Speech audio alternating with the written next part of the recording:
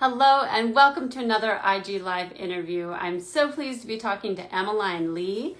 We're going to be talking about her brand new picture book, Gwei the Hungry Ghost. I don't know, she'll correct my pronunciation when she's on, but it's a really lovely book and it's based on Chinese mythology, but also it has a lot of social emotional learning for kids. So we'll talk all about that tonight. So don't miss out on that. And we just something extra we can do for all of you. Hello. Hi, how are So you? good. How are you doing? Good, thank you. Excited to be here. Well, I'm so excited to have you here. Why don't we go ahead and jump in and you can introduce yourself and tell us what was your journey to becoming an author? Yeah, thank you so much. So, hi, I'm Emeline Lee, and I'm a children's book author. My first book is Bonnie's Rocket, and that's illustrated by Alina Chau, the amazing Alina Chau. And Yes. my second book is Gwei the Hungry Ghost, my most recent release, illustrated by Basia Tran. Yes, this one that you held up. Thank you so Yes. much. She did such a great job with the illustrations. It's so inviting. So I'm really lucky to have worked with really amazing artists for my previous books. And my journey to writing is that I was just a lifelong reader. I think as a kid, I always really loved it. I think a lot of authors kind of say that, like, Yeah. it's an extension of our love of reading. And for Bonnie's Rocket specifically, it was very interesting because I grew up hearing stories from my grandfather, who inspired the story because he worked on the Apollo missions. And as a kid, I was like, yeah, yeah, yeah. And he would repeat the same story over and Yeah. over again. But when I got older, I realized how precious those stories were. And it really reminds me that our elders are really a treasure trove of stories. And it's important to maybe ask them if there's someone in your life who has lived a rich life. And so for me, it was realizing that also this very iconic American dream was only accomplished with the help of hardworking immigrants. And so Right. for me, it was really important to tell that story, to both honor the immigrants, who are a lot of unsung heroes in this, and then also my grandfather's story. So it's really, I'm very proud of that story being the first book that I published, and it's very meaningful and personal to my family. Yeah, I love it. I mean, just the story. It's a wonderful book, and I should just give a shout out to Lena Chow, who we've had the chance to interview in the past. She's so Oh, wonderful. Yeah, I mean, it's such a great book, and such an interesting story behind it that really was inspired by your grandfather's story. And now you have something that seems totally different, and yet maybe not. Maybe you don't see them as being very different. But tell us about. Am I saying that correctly? How do you say? Is it Gwei? yes, Yeah. Gwei. So that's like the Mandarin. Gwai is the Cantonese pronunciation, Okay. but we call it Gwei the Hungry Ghost, and Gwei is actually the word for ghost in Chinese. So you can learn that also in the back of the book, which I Mhm. have a glossary there. Mhm. And yeah, this book was inspired by the Hungry Ghost Festival that's celebrated in China and other parts throughout Asia. And for me, I hadn't seen a book that really highlighted this particular aspect of culture and tradition, in especially the picture book form. So it was very interesting for me to tackle that challenge. Wow. Was it something that you grew up? I mean, I know you did extensive research for this, but was it Mm. something that you were very aware of growing up? I was, but like I think with a lot of oral traditions, it's Mhm. not always precise. And you felt like, so when I was Mhm. approaching it to write the story, I wanted to do it justice. I felt the weight of responsibility of like representing my culture in an authentic way. So Right. I made sure to like go back and read some more folk tales and Mhm. get into Buddhist texts that kind of talk about different spirits of Chinese mythology. So many things really intersect to affect the way we tell stories, and Mhm. especially the way folk tales are passed down. So it can feel kind of daunting to approach Mhm. like such a like any kind of piece of folklore. But I think the thing is to remember that it's part of your own heritage, and that for me, I've always loved exploring that, and it felt like deepening my own understanding of where I Mhm. come from and who I am. So I've really been appreciative of these books that have allowed me to do that in the writing. Right, because it's interesting because Bonnie's Rocket obviously was very inspired by your family, but this one Mm-hmm. is also kind of just a different way of honoring your heritage. Yeah. Did that change how you approached it? Yeah, so I think for me, yeah, both those are kind of an interesting way, in a slightly different way. One is very tangible, concrete, like his Mhm. words, his story, his life.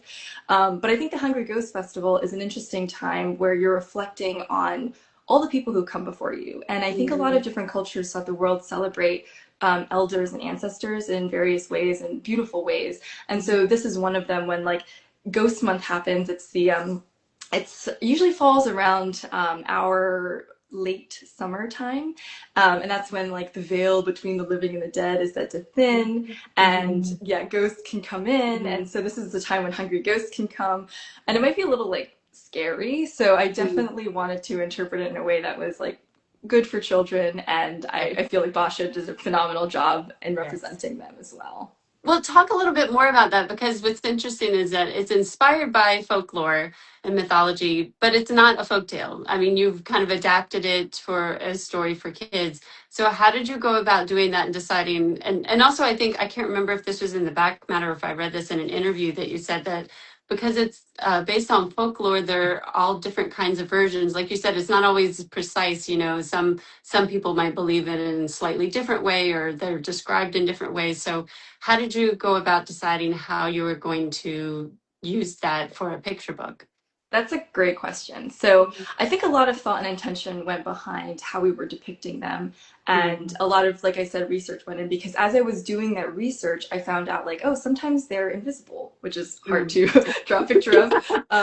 Right. Sometimes they shapeshift, which is also really hard to kind of Mm, like, how do you have that consistent character throughout? mm, But the one that and they also had one that was like a very thin neck and round belly to signify like insatiable hunger, but for me I mm. was like, ah, not super body positive. Yeah. And so like I really respect all of these interpretations and pay homage to that, but one Mhm, that really stuck out to me was stories of the food bursting into flames before the ghost could mm, swallow them.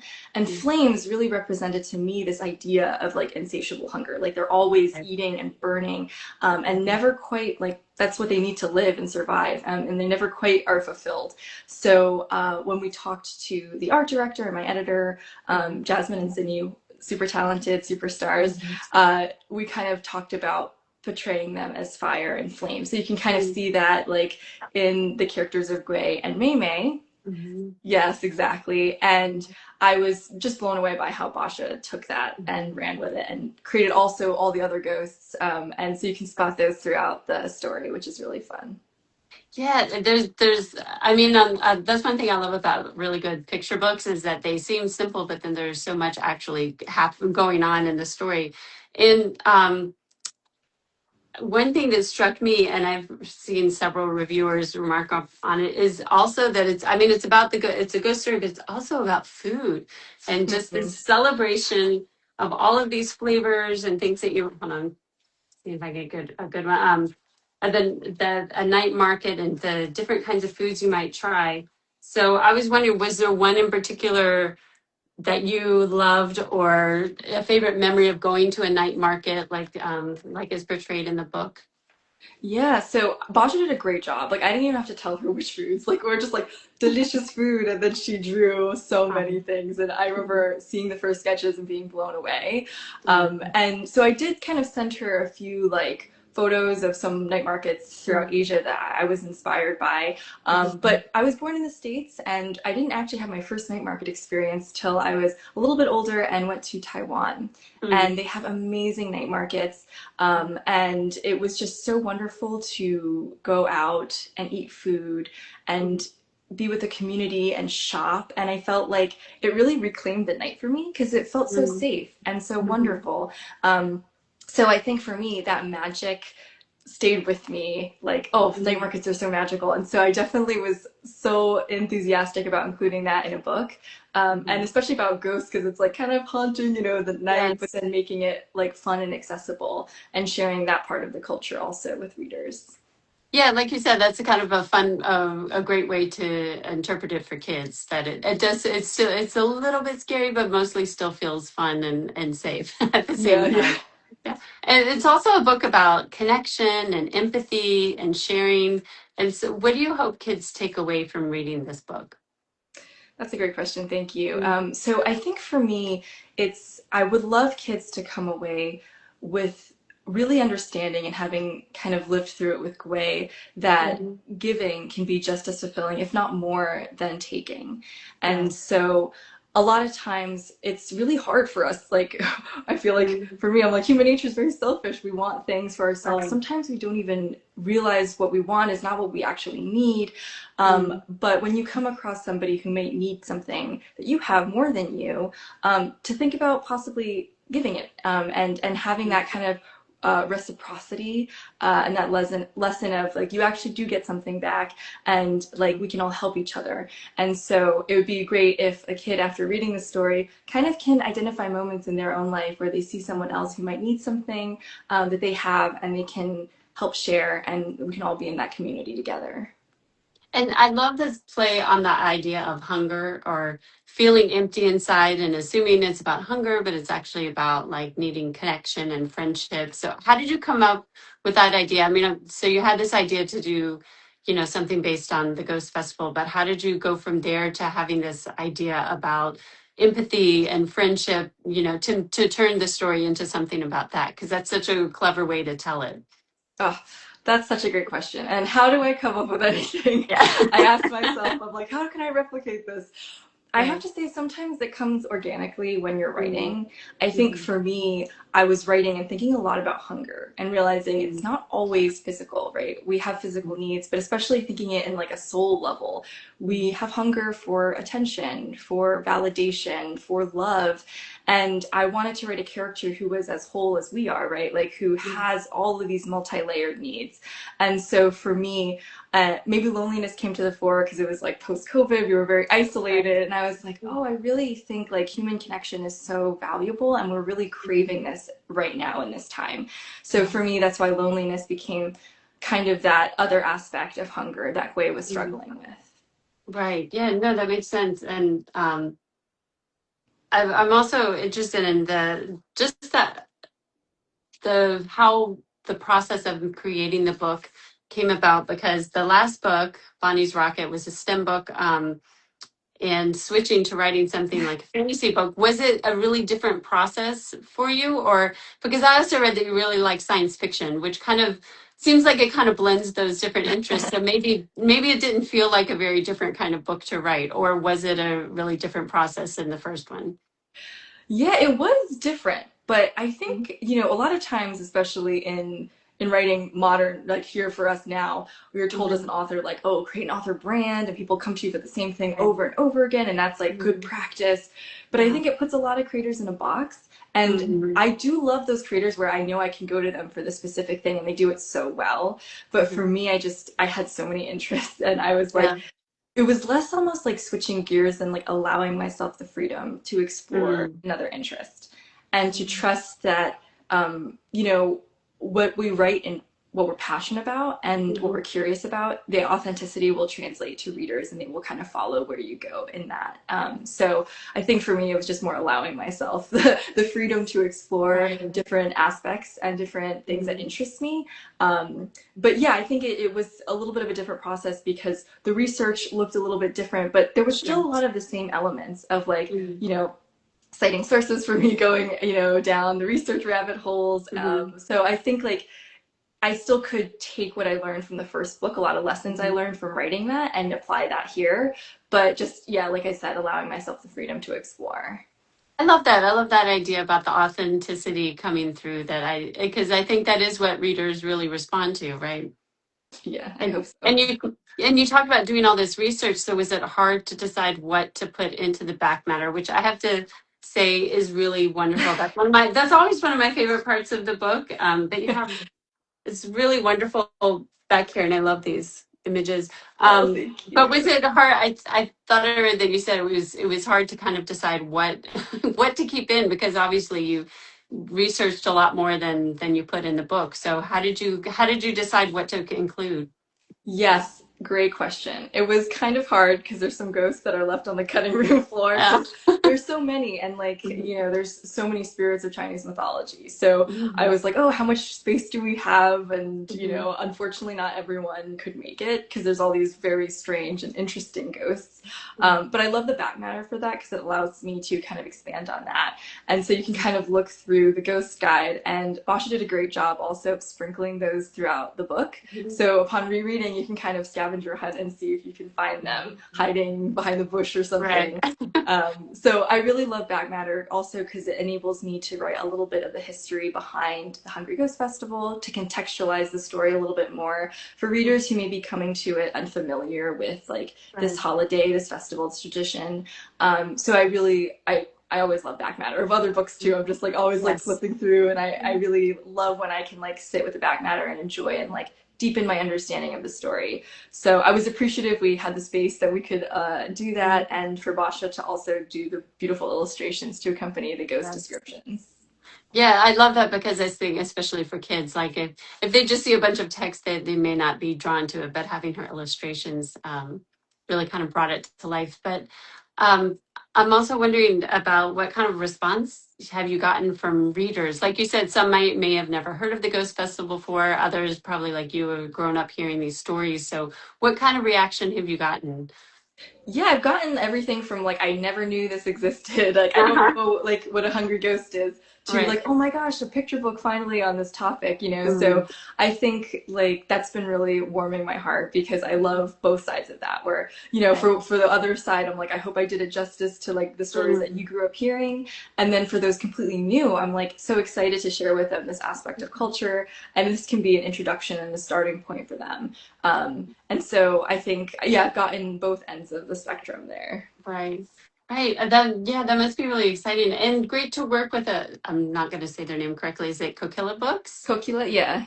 With Penguin Random House that I know they really put in a lot of emphasis on inclusive books, and of course Lee Mm. and Low that you published Bonnie's Rocket with. They're so wonderful as far as diverse books. So what did that mean for you? Like how great was that to be able to work with publishers that really um, that champion diverse children's books? Yeah, I feel so incredibly lucky because it's not just lip service. You can tell by the books they put out and the care they give Right. each creator that it is really trying to foster, a diverse bookshelf for all kids. So I think I was really lucky to have worked with them. One story I like to tell is with Bonnie's Rocket. Lee and Low, every year they do the New Voices Award, which is a great way for emerging writers to kind of get their foot in the door. It's an industry that feels so barred by gatekeepers, and Mm. that oftentimes hits marginalized voices harder than others. So I really encourage if anyone's out there who's Mm. interested in writing and maybe doesn't have an agent yet, you can submit to them. It's their contest once a year. And full disclosure, I actually didn't win the contest that year, Oh. but the editorial director reached out saying, I really love your work and I want to work with you. So I got a book deal. So there's a lot of rejection in this industry, and I encourage writers to just keep going and like believe in yourself in the story because I think like it's a lot of hard work, but also just a lot of persistence and yeah. So I really appreciate both of my publishers and Kokila. I have been a long time fan of so many of their authors and their Mm. books. So to be able to like work with them was such a joy and privilege. So I was ecstatic and over the moon when they accepted Gwei.